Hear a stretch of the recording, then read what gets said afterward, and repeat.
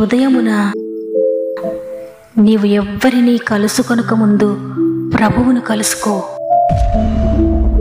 నీవు ఎవ్వరినీ చూడకముందు ప్రభువును చూడు. నీవు ఎవ్వరితో మాట్లాడకముందు ప్రభువుతో మాట్లాడు. నీవు దేనిని వెదకకముందు ఆయన రాజ్యమును నీతిని వెదకు.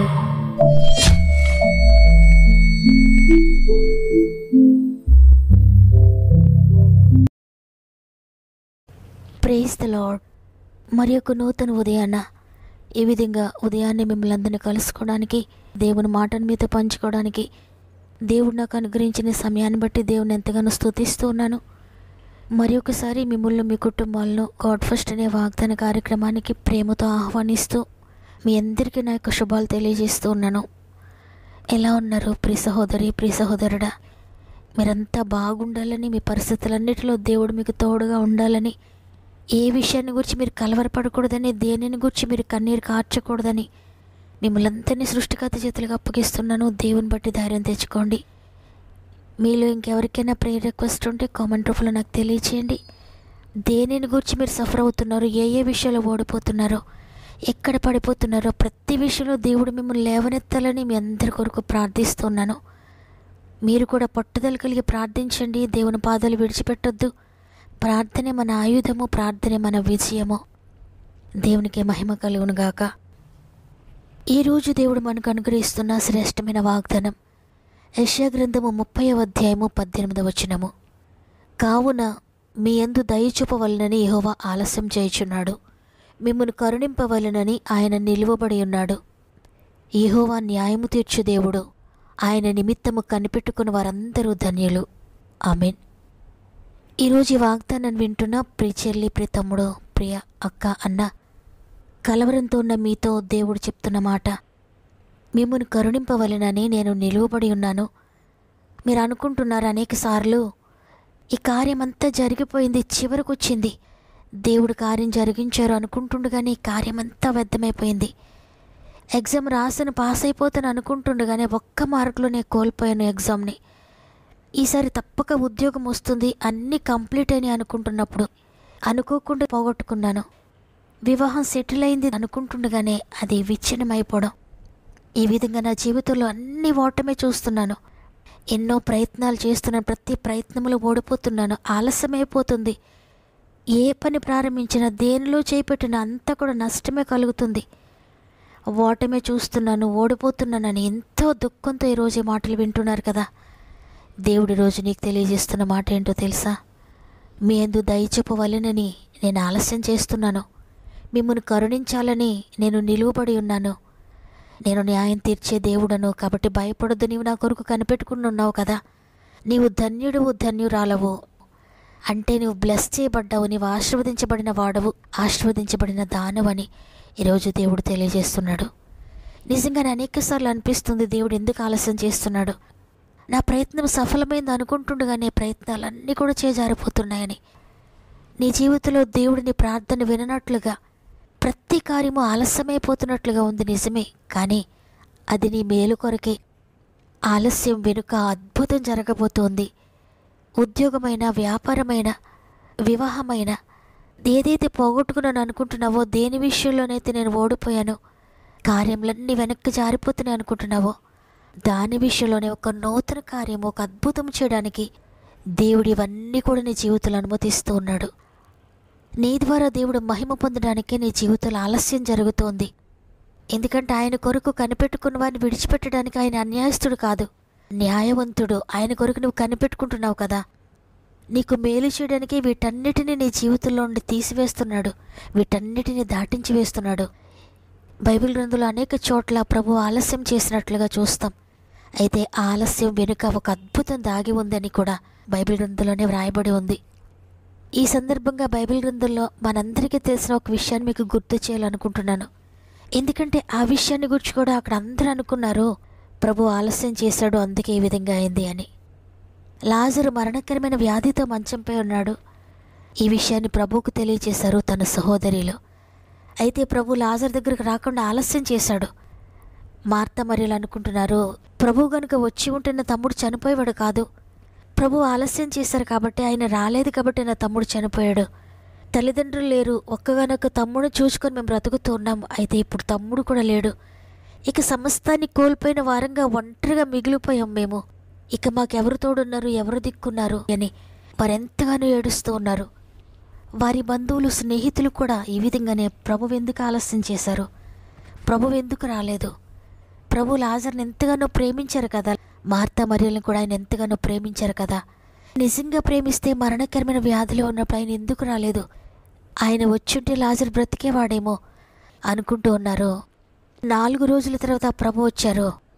అప్పుడు మార్తా మరియలు అనుకుంటున్నారు, వారి బంధువులు కూడా అనుకుంటున్నారు, ఇప్పుడు ఎందుకయ్యా, అంత జరిగిపోయింది కదా, అంత అయిపోయింది కదా, అంత పోగొట్టుకున్నాం కదా అని ప్రభువుని చూచి ఏడుస్తూ ఉంటే ప్రభు చెప్పారు, నమ్మిక మాత్రం ఉంచండి అని.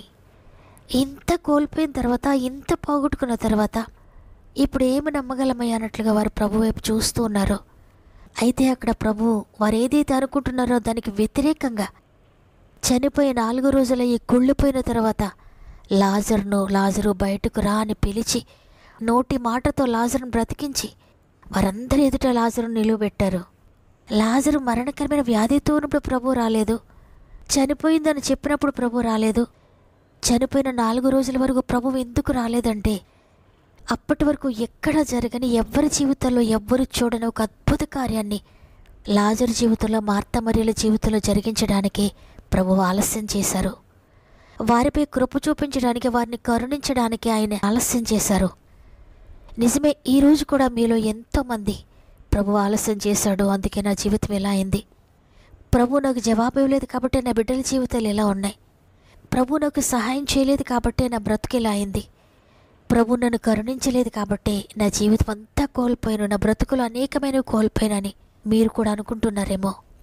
అయితే దేవుడు ఈరోజు మీకు తెలియజేస్తున్న విషయం ఏంటంటే, మీకు ఆలస్యం అవుతుందని కంగారు పడకండి, అన్నీ పోగొట్టుకున్నాను ఇంతవరకు అని కంగారు పడకండి. ఈ కార్యం జరిగిపోయింది, చివరికి వచ్చింది అనుకున్న తరువాత ఆ కార్యం మరలా వెనక్కి వెళ్ళిపోతుందేమో, అయినప్పటికీ భయపడకండి. ఎందుకంటే ఇవన్నీ కూడా మీకు మేలుగా మార్చడానికి జరిగిస్తున్నాను నేను. ఇప్పటి వరకు జరగని ఒక అద్భుతాన్ని, ఇంతవరకు మీ జీవితంలో మీరు చూడని ఒక ఆశ్చర్య కార్యాన్ని మీ జీవితంలో జరిగించడానికే ఇప్పటి వరకు ఈ పరిస్థితులన్నిటినీ మీ జీవితంలో నేను అనుమతించాను. కాబట్టి భయపడకండి.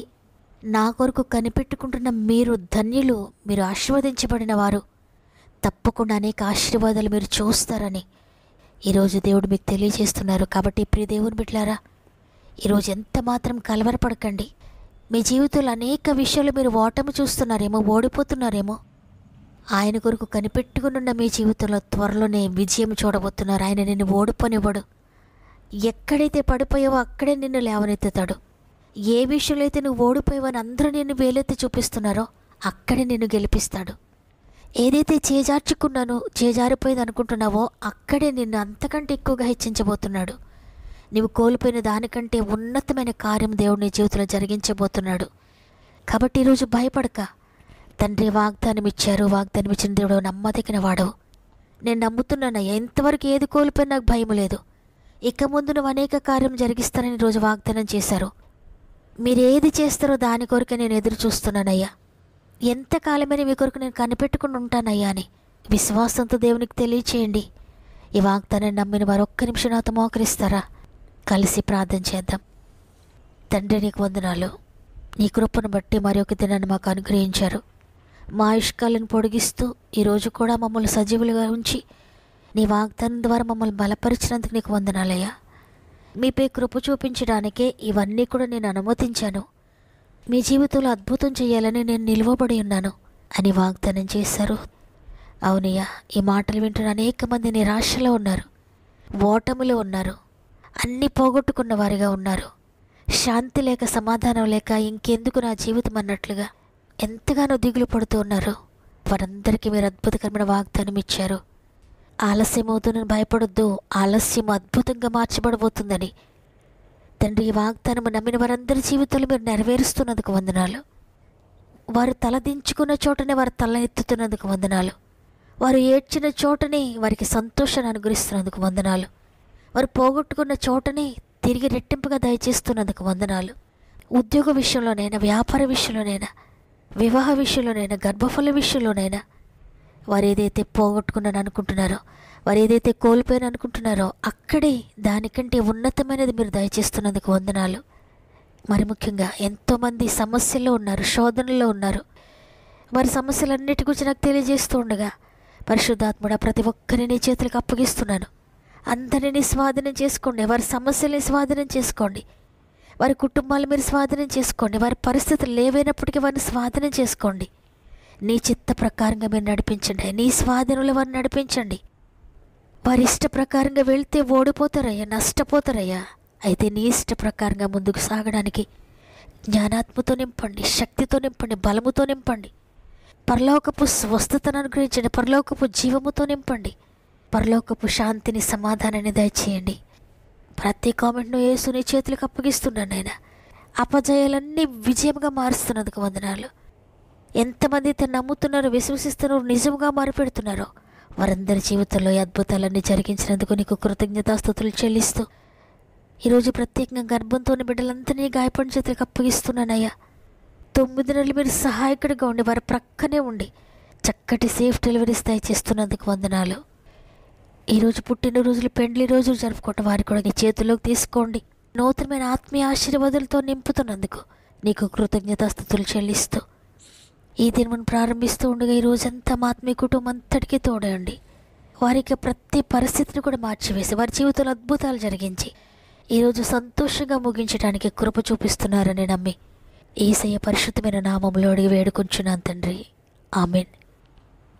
అన్నిటిలో ఓడిపోయి, ప్రతి కార్యము దూరం అయిపోయి, ఏ కార్యము చూడక, ఏ ఆశీర్వాదం లెక్క నలిగిపోతూ ఈ మాటలు విన్న ప్రియ చెల్లి, ప్రియ తమ్ముడు, ఈ వాగ్దానం నీ కొరికే దేవుడు అనుగ్రహించాడమ్మా. ఎంత మాత్రం కలవరపడద్దు. త్వరలోనే దేవుడు అద్భుతం చేయబోతున్నాడు. విశ్వసించండి, రిసీవ్ చేసుకోండి. నమ్మిన వారందరూ ఆమెనని కామెంట్ చేయండి. లైక్ చేయడం, షేర్ చేయడం మర్చిపోకండి.